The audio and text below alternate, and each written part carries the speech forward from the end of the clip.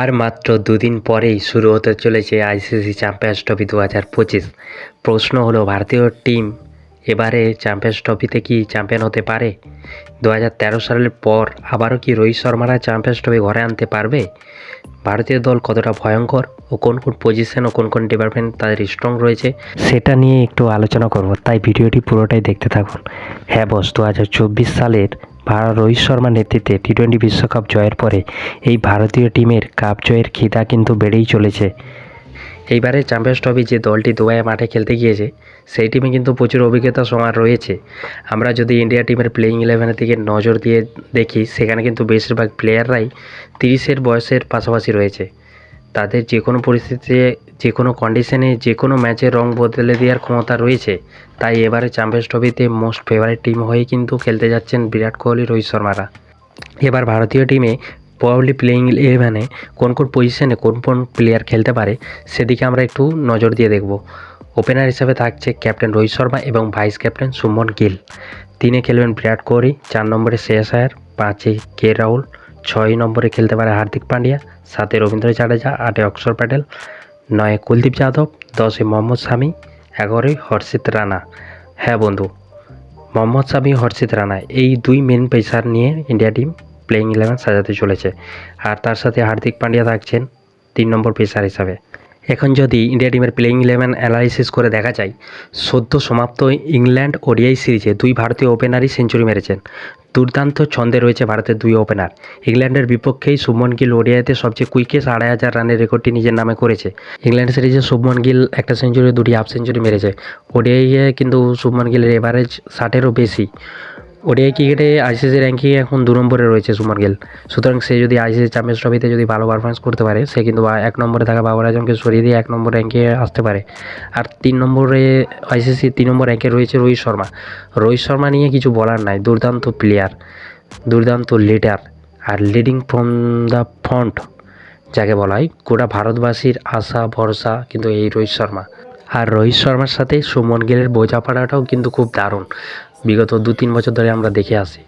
এবারে 3 নম্বর পজিশনে খেলবে বিরাট কোহলি। ওডিআই ক্রিকেটের সর্বকালে সেরা ব্যাটসম্যান তিনি, অভিজ্ঞতায় ভরপুর, যে কোনো পরিস্থিতিতে যে কোনো ম্যাচ ধরতে পারে এবং ফিনিশ করতে পারে।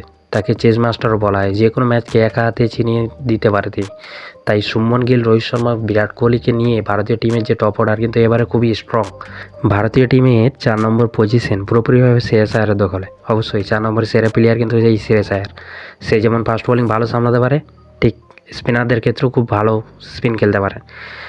সে আইপিএল 2014 সালে কেকেআর হয়ে চ্যাম্পিয়ন করেছে কেকেআরকে। তাই ম্যাচুরিটির দিক থেকে যথেষ্ট এক্সপিরিয়েন্স রয়েছে শ্রেয়াস আয়ারের মধ্যে। তাই 4 নম্বরে শ্রেয়াস আয়ার। এবার আসবো 5-এ, মানে wicket keeper batsman. Wicket keeper হিসাবে কে রাহুল অথবা ঋষভ প্যান্ট। আমরা ইংল্যান্ডের সিরিজে দেখেছি 3টে ম্যাচ খেলা হয়েছে, 3টে ওডিআই খেলাতেই কিন্তু ভারতীয় টিম ম্যানেজমেন্ট কে রাহুলকেই খেলিয়েছে। সেক্ষেত্রে ভারতীয় টিম ম্যানেজমেন্ট কিন্তু কে রাহুলকে উইকেট কিপার হিসেবে দেখতে চাইছে এবার আইসিসি চ্যাম্পিয়ন্স ট্রফিতে। ভারতীয় টিম ম্যানেজমেন্টের এই সিদ্ধান্তকে আমি যথাযথ মনে করি এবং যথেষ্ট সম্মান করি। কেননা ঋষভ প্যান্টের চেয়ে কে রাহুলের মধ্যে ম্যাচুরিটির দিক থেকে সবচেয়ে বেশি ম্যাচুরিটি কে রাহুলের মধ্যে রয়েছে। সুতরাং ভারতীয় টিমে উইকেট কিপার ব্যাটসম্যান হিসাবে কে রাহুল খেলতে চলেছে।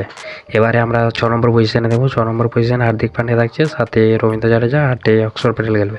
2024 সালে টি-20 বিশ্বকাপের ন্যায় এবারেও চ্যাম্পিয়ন্স ট্রফিতে ভারতীয় টিম প্লেইং 11-এ 3-3টে অলরাউন্ডার খেলাতে চলেছে। এবারে ফিনিশার হিসেবে থাকছে হার্দিক পান্ডিয়া। হার্দিক পান্ডিয়ার হিটিং ক্ষমতা খুব দারুণ। ভারতের বেস্ট হিটার ব্যাটসম্যান হিসাবে হার্দিক পান্ডিয়ার নাম আসে। হার্দিক পান্ডিয়া তাই 6 নম্বরের পজিশনে খেলবে।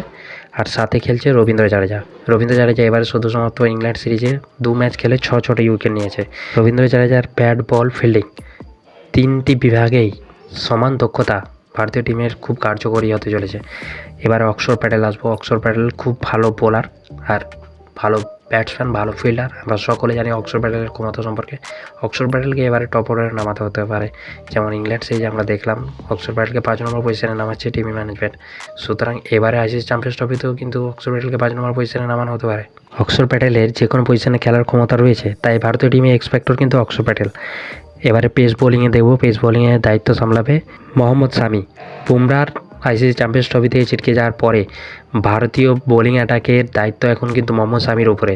আইসিসি ইভেন্টে ভারতের হয়ে সবচেয়ে বেশি উইকেট দখলকারী কিন্তু মোহাম্মদ শামি। মোহাম্মদ শামির সঙ্গে থাকছে হর্ষিত রানা। বুমরার পরিবর্তে তাকে দলে নেওয়া হয়েছে। হর্ষিত রানা কিন্তু খুব ভালো ইয়ংস্টার, একদম ভালো পারফরমেন্স করছেন, অবশ্যই ওর জন্যই দলে নেওয়া হয়েছে তাকে। ভারতীয় টিমের স্পিন ডিপার্টমেন্টের দায়িত্ব সামলাবে চায়নাম্যান বোলার কুলদীপ যাদব। এই হলো ভারতীয় টিমের প্লেইং 11 অ্যানালাইসিস। তোমার যদি ভিডিওটি ভালো লেগে থাকে তাহলে একটা লাইক করে দিবে। তোমার কি মনে হয় ভারতীয় টিম কি এবার আইসিসি চ্যাম্পিয়ন্স ট্রফি জিততে পারে? কমেন্ট করে জানাও। আর আসন্ন ICC champions trophy related news পেতে হলে চ্যানেলটিকে অবশ্যই সাবস্ক্রাইব করে দিন।